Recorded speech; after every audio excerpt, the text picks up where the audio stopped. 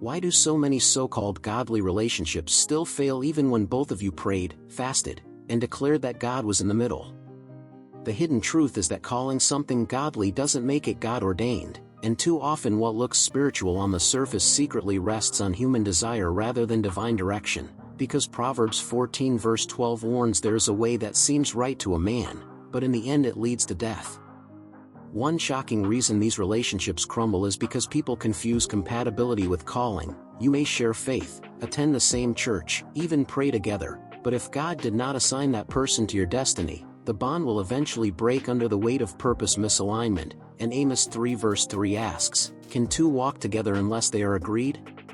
The second reason many godly relationships collapse is because lust hides under the disguise of love, and you secretly mistake emotional or physical attraction for covenant love. But 1 John 2 verse 16 exposes that the lust of the flesh and the pride of life are not from the Father, and what starts in lust cannot be sustained by the Spirit.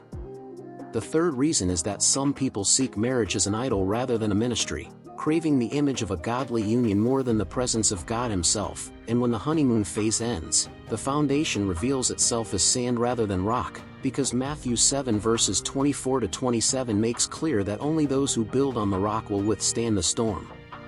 The fourth reason is that many rush into godly relationships without confronting personal wounds, hoping another believer will heal what only Jesus can. But two broken souls will not automatically create wholeness. Psalm 147 verse 3 says God heals the brokenhearted, not your partner's validation, and until you let Him mend your secret scars, you'll keep bleeding into every bond.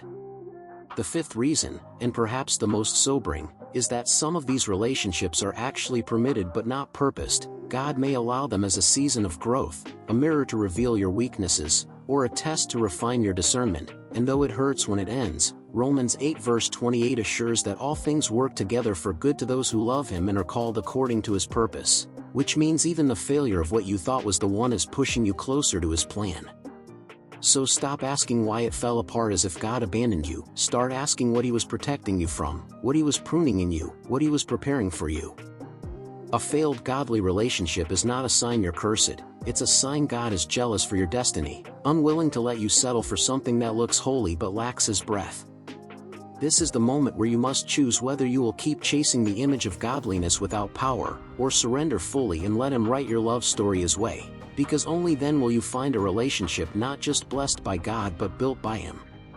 If this word opened your eyes, share your heart in the comments, seal your agreement with a like, subscribe to receive more Spirit-led truth, and turn on the bell so you won't miss the warnings and revelations God is pouring out in this season.